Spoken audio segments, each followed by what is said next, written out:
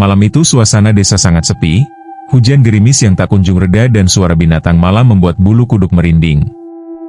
Alas Gending adalah nama desa terpencil di bawah kaki gunung, yang dari warganya menggantungkan hidupnya dari hasil tani.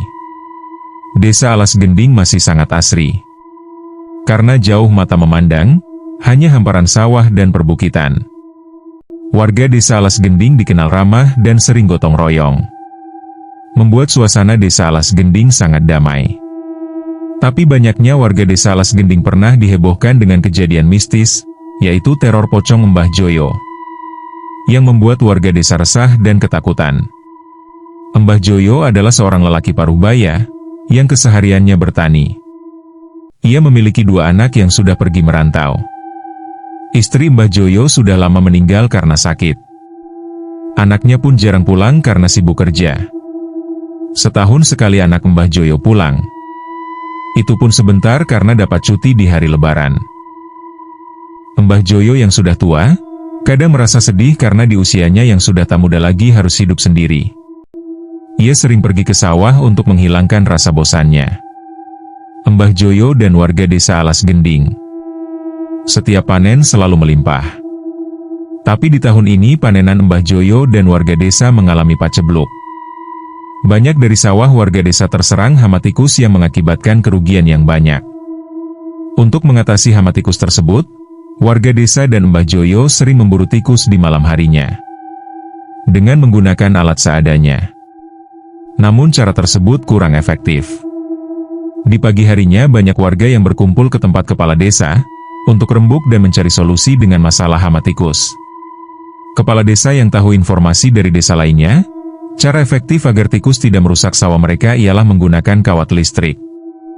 Lalu warga mencoba cara tersebut. Benar saja setelah beberapa malam warga yang sudah memasang kawat listrik, di pagi harinya mereka menemukan tikus banyak yang mati.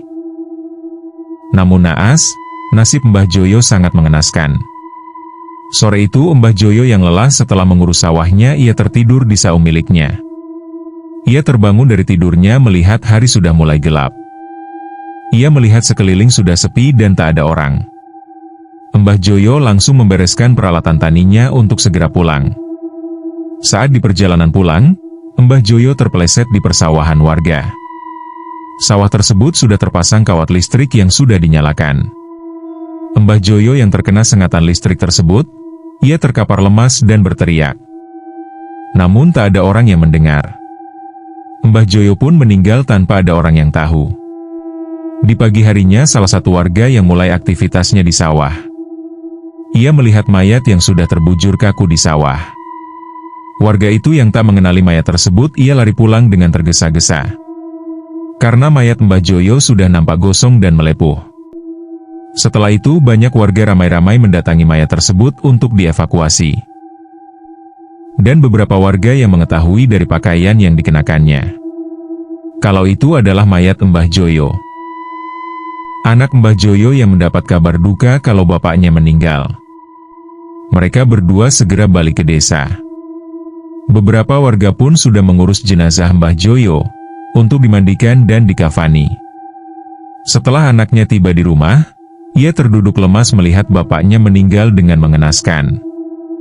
Setelah selesai menguburkan Mbah Joyo, kedua anaknya mempersiapkan acara untuk tahlilan yang dibantu beberapa tetangga Mbah Joyo.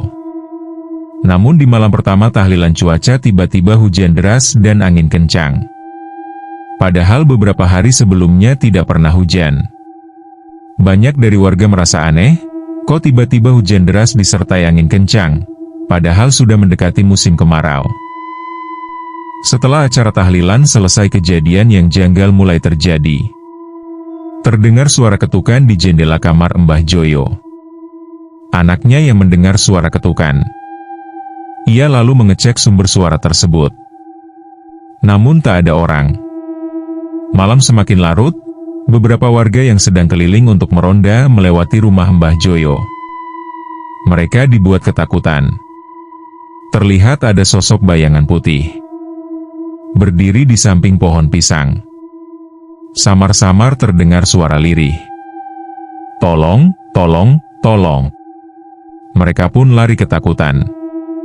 Cerita dari mereka cepat menyebar ke warga desa Alas Gending. Setelah beberapa hari kejadian menyeramkan dialami tetangga Mbah Joyo. Namanya Narsih.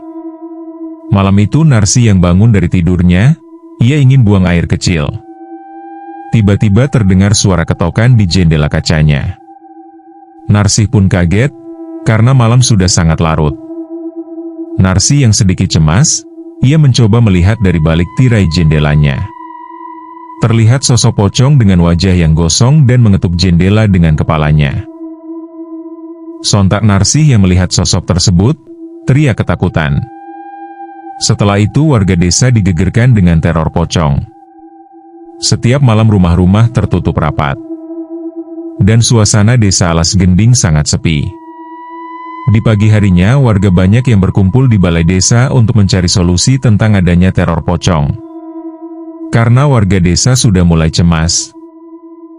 Lalu kepala desa Alas Gending mencari orang yang paham tentang ilmu gaib. Namanya Mbah Suman, ia adalah sesepuh desa sebelah.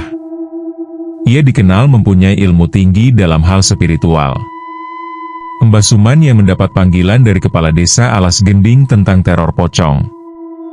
Ia segera datang dengan perlengkapan ritualnya. Sesampainya di desa Alas Gending, Mbah Suman ingin mengetahui detail dari cerita warga tentang teror pocong tersebut. Setelah malam tiba, Mbah Suman pun melakukan ritual pemanggilan agar pocong tersebut datang. Tiba-tiba suasana yang saat itu hening berubah menjadi angin kencang.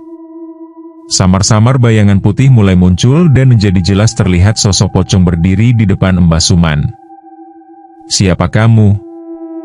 Kenapa mengganggu warga desa?" ucap Mbah Suman. "Saya Mbah Joyo, saya hanya ingin dilepaskan tali pocongku." Setelah itu perlahan sosok pocong itu menghilang. Mbah Suman yang sudah tahu penyebab dari kemunculan pocong di desa Alas Gending. Ia memberitahu kepada kepala desa dan warga untuk membongkar makam Mbah Joyo karena tali pocong Mbah Joyo belum dilepas. Anak Mbah Joyo yang mendengar kalau sosok pocong tersebut adalah bapaknya. Ia kaget dan merasa bersalah karena tidak teliti saat menguburkan Mbah Joyo. Keesokan paginya, anak Mbah Joyo dan warga rame-rame membongkar makam Mbah Joyo.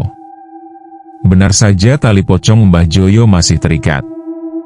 Setelah semua selesai, warga desa Alas Gending melakukan selamatan bersama, agar arwah Mbah Joyo tenang.